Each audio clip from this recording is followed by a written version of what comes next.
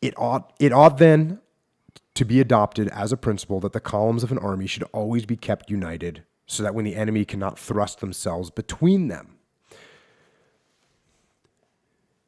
This is something that I always preached to my SEAL leadership, and that is that separating your forces, and sometimes you do have to do it, and it's a completely acceptable tactic, but is always better to be unified. It's always better to be unified. It's always better to be close enough that you can, in fact, you can be separate, but you always need to be close enough to each other to support each other.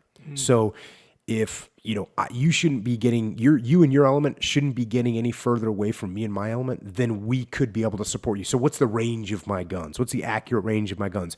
If I can shoot 300 or 400, 500 meters, if you have 8 guys and I have 8 guys, and now we're getting further than that apart, that means I really can't support you. So now we're alone. And that's not how you want to be. So again, there's times where people have to take calculated risks, but we always would say, keep that,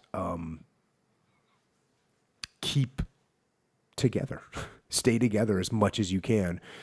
And again, this is I'm talking tactics now. This is like for people that are in the military that are listening to this podcast.